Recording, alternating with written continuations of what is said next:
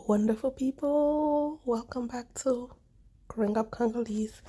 It's so it's so good to have you guys here. Honestly, I have been off emotionally, mentally, and physically. Like January has been a hard month. I started the year being sick and having like a lot of cramps, not feeling well, feeling out of place, out of shape, out of a lot of stuff. So I have not really been um recording new stuff, but I'm so happy that the month of December I created a lot of content and you guys have been receiving it well. So thank you, thank you for checking me out, for checking out this podcast.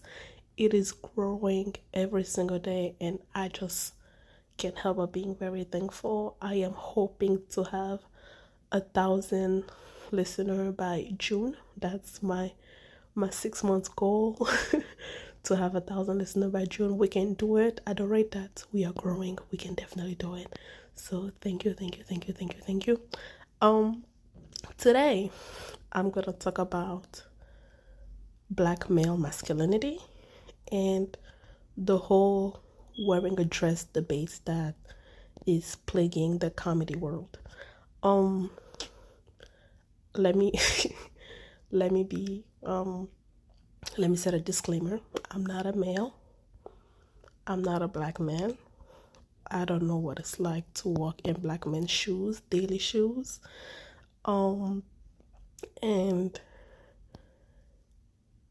but as a social commentary, as a black woman who have interacted with black male, as somebody who loves comedy, somebody who's a history nerd, I feel like there's a missing context that people are not getting from this whole discussion, right?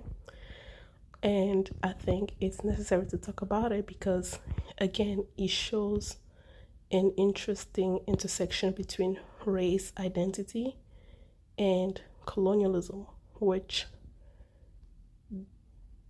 the majority of the content that has been produced in this podcast, look at those historical factors, right? So I thought I can provide a commentary on the topic. A year ago I was talking to a black man, and I told him, and he asked me a question. He was like, "Oh, like, how come y'all like to date white men?" And it was kind of a weird question, right? Because I was just like, another disclaimer is like, you've heard me say that love is love. I would marry whoever I end up loving, and I don't care for race and all of that. If we can compromise on things, we can learn from each other, I'm willing to marry everybody, right? Like, anybody. And which is still true. I think I did not grow up with this mentality of having only black love or looking for black love or seeking solely black men.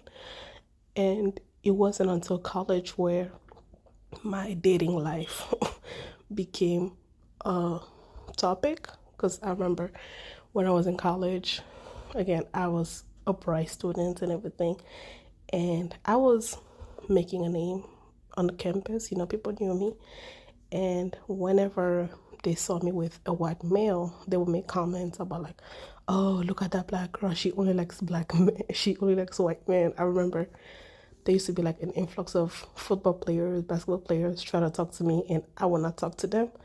And my reasoning for not talking to them is because based on how they behaved was not something that I was looking for in my life, right? They were not behaving in a way that, oh, I can bring back to my African family, right? They just wanted to sleep around and everything. And that's not my thing. That's not my cup of tea and everything. So the black male that I was friends with, I remember there was one football player, because there were rumors that I did not like black men. It became like a competition to see who was going to make me fall for them, right? So he befriended me on the intention of making me fall for him. I'm being able to go tell his friends like, "Oh yeah, she fell for me," type of thing.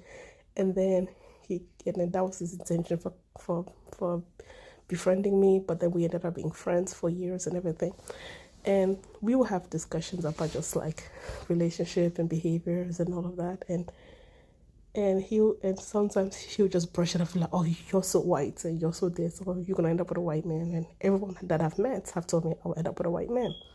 So I've never really like thought that of myself. I've always thought like whoever I fall in love with is whoever I fall in love with. But because of that experience, it became like I felt like, oh, if I was seen with a white man, like, people will start talking, they'll have eyes on me. I've been called white so many times. I've always been feeling like, oh, I need to prove my black card and everything. So yeah. So having that white man, that black man last year asking me, oh, why do you want to date a white man? I was like, I want to date any man, right? I don't have a racial preference and everything. Although I get physically attracted to black men, I'm just the type of person who's always been like, I will end up with who I end up with. So as a rebuttal, I asked him, I was like, no, I told him, I was like, when I talk to white men and when I talk to black men, I don't, with a black man, I feel like he requires me to see him as a man, right? I've always felt like he needed me to confirm that he's the man. And his definition of manhood has always been like, he's above me, like I have to be submissive to him. And I never felt a white man requesting that.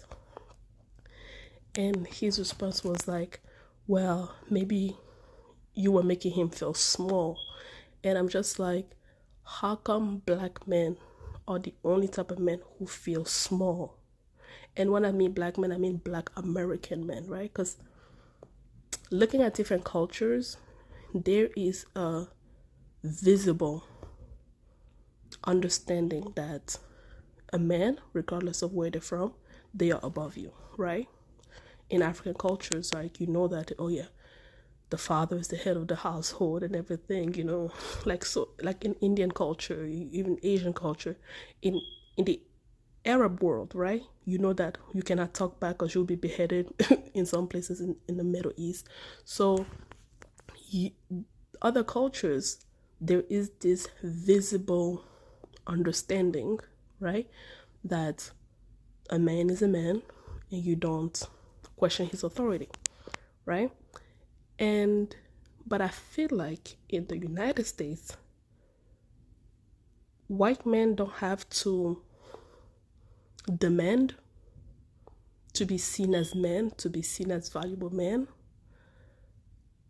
because, there is an expectation, like there's already an understanding that they are men. However, with black men, it feels that they need to be reminded that they are macho, they are authoritarian and everything, right? And he takes me back to like, oh yeah, well, because of slavery, because of this, because of that, blah, blah, blah, blah, blah, blah. Now, you have already heard me say that I feel like using slavery to excuse the way black men behave towards black women I don't buy that excuse, because black women also have gone through some things. And I always feel like black women are always asked to be understanding of the black men's pain when black men do nothing to understand the black woman's pain, right? But when he said that,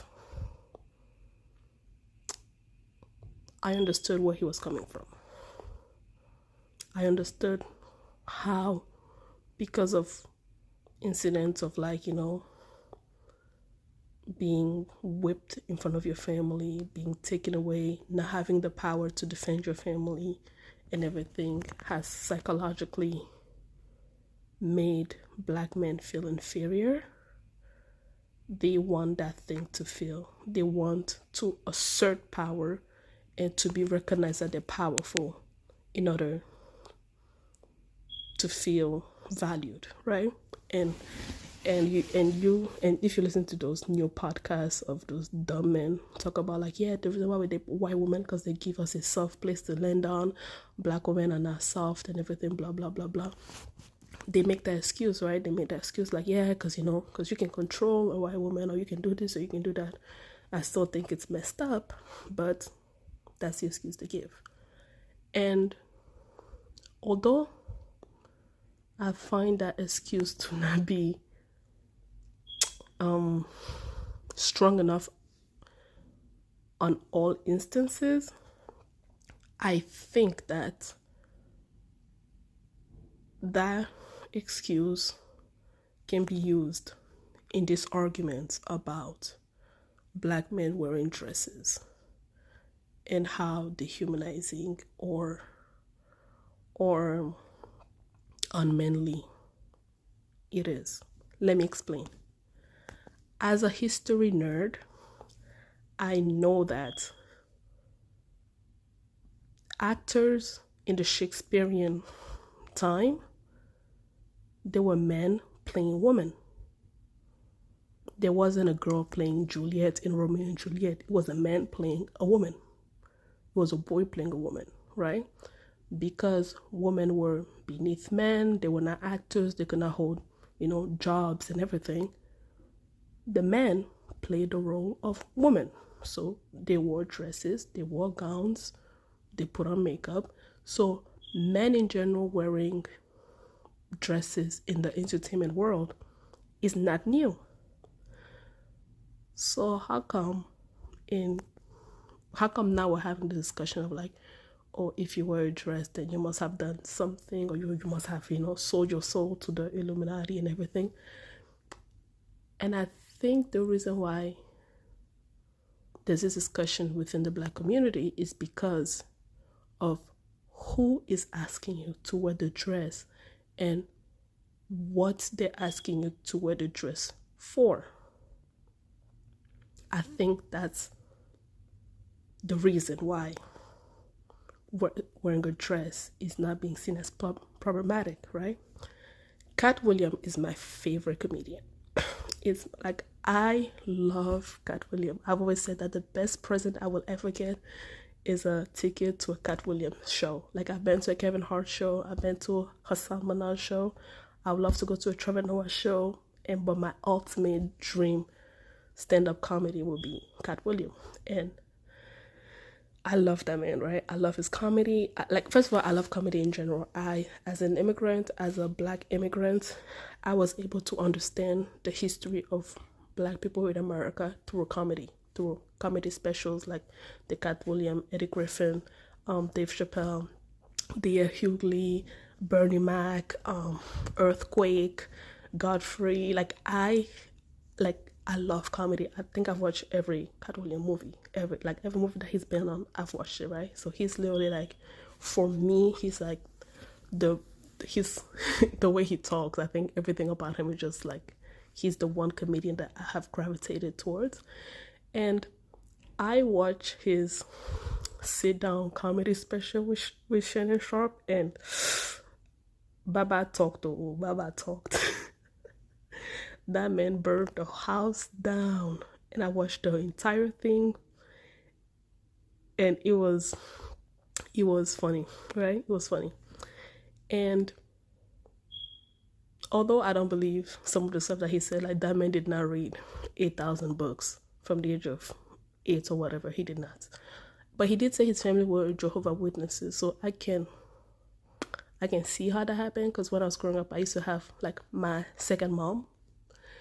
She was a Jehovah's Witness, and they always had books, and I've read, like, an entire library of them. So I can see how maybe 1,000, 2,002 may be possible, but, like, 8,000. Did he say 8,000 or 3,000? Oh, I think he said 3,000, right? But that was, a little bit too much, right? So there's some stuff that he said that was not, that can be questionable. And although his delivery were a little bit harsh in some of the stuff that he was saying, I think his commentary was the people who wore dresses got something, right? You were being asked to wear a dress in order to get something out of it. And if you did not wear a dress, you will be demonized, you will not have a career, or they will not support you.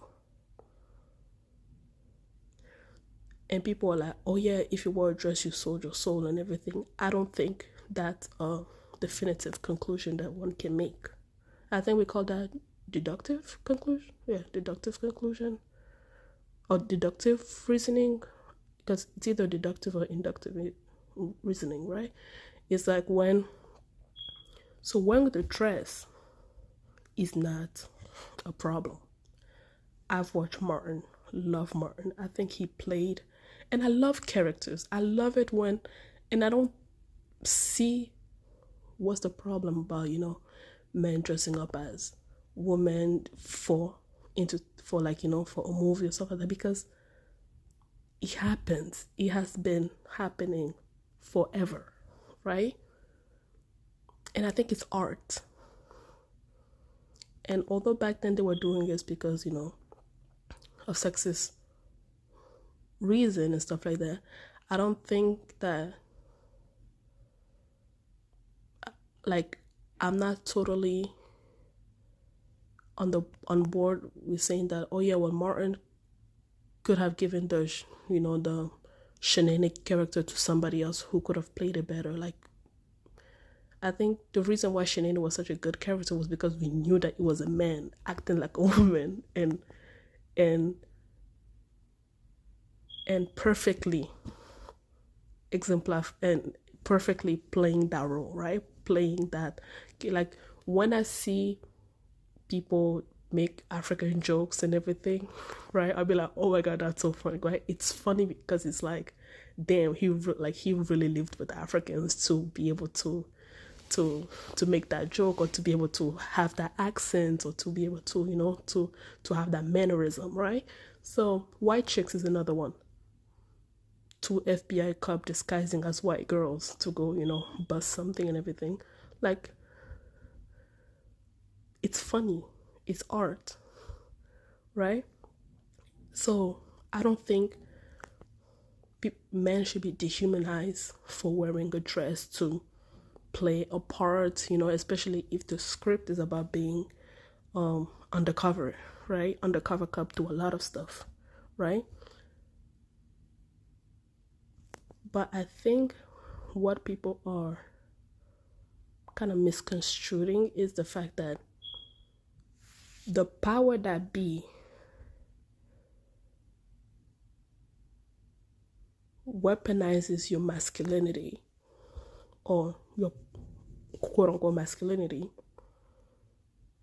to get you to be beneath him in order for you to make a living.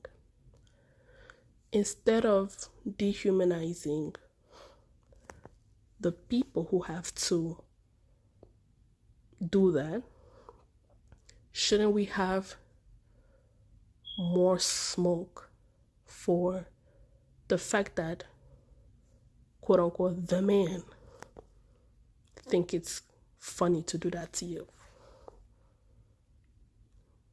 Instead of us making be like, oh yeah, because you wore a dress, that's why you got this, you got that, or what, anything. Shouldn't the commentary be dehumanizing the person who thought that was okay to do that to you in the first place? Because when you're a poor person, you're coming from nowhere, and you have a talent, you will do anything to get ahead, right? And I just don't like how people are making fun of or rejoicing, like, in saying that, oh yeah, your success is fake because you wore a dress, because maybe you might have done some uncompromised thing to get it and everything. Where, as a society, we should be like, why do you think it's cool to dehumanize this person because all they want to do is to create a better life for themselves? I don't know if that makes sense, right? Because for me, I'm just like, you have all these comments, all of these videos popping up. Dave Chappelle wore a dress, Kevin Hart wore a dress, and everything, blah blah blah blah. Or they sold their soul and everything. Like, if they did, I don't know that they did. I wasn't there. I don't know how the whole thing works. From a social commentator perspective, from a social scientist perspective, from somebody who observes, listens, and digests what's going on in the world, I feel like it's like blaming the victim, right? It's like blaming the victim of like, oh, why did you do it? He offered me my dream. He's a powerful person. If I say no to him, I would not have anything else. And there's something to say like, oh yeah, you can create your own stuff and everything. But I'm sure when these people started, the internet was not the way it is now. So why as a society are we dehumanizing Black men in the same way they have been dehumanized throughout the entire history? Instead of calling out like, wait, why does this person think it's cool for us to wear a dress in order for him to give us a contract? Like, why? What kick do you get like out of this? This is sick, right? And I just don't like people like, oh, if you wear a dress, then you sold out and everything. That's not true. As actors, and I'm talking as if I've been an actor before, but I took some acting class, like that was my after school class of choice and everything. It was acting. I love improv, love comedy and everything, And I'm just like, as actors, you have to be creative. You have to be able to play different characters. The same way I think female should be able to play men, dress up as men. You're going undercover and everything. You want to trick somebody. Like, I think there's nothing wrong with that, if that's what the script calls for, But for the power that be to use that, and again, I'm sure there's been white men who've been asked to do despicable things in order to get a contract. I know Gary Owens talked about, somebody trying to make him do something he didn't want to it and everything. So it's not just a Black men thing, but I think it is more, the social commentary is more touching the Black community, because we have had a history of being dehumanized. Black men have this history of being like played around like toys and everything. So I am wondering, like, if you're a person of power and you have this Black man coming to you, with this great idea for a show and everything, and you can tell that you will make a lot of money. I'm just being like, oh, so you're just like, oh yeah, well, I'll give you a 10 million contract. I just want to see you wear a dress. You know what I mean? It has to be him. It has to really be dehumanizing. And I really don't want, and I think people should focus more on like calling out the power that be, who thinks that that's okay to do that, because that just screams racism. It screams control. It screams colonial mindset and colonial tactic. It screams like, I think less of you and I want to own you in a way. So let's be mindful. And as I'm listening to this discussion, I'm seeing how people are talking about it. I'm just like, the dress is not a problem. Putting down men for doing that is a little bit like blaming the victim. It feels like you're blaming the victim for trying to make a living, when you should be talking about the system and calling out the system. All right, that's all I got. I ain't got no more. Tell me what you think. Did you guys watch the Katt Williams interview, sit down, stand-up comedy? Because, my favorite comedian, he he was a lot. He was a lot. He was a lot, a lot, a lot, a lot, a lot. But he is who he is. All right, guys. I hope I made sense. I'll talk to you later. Bye.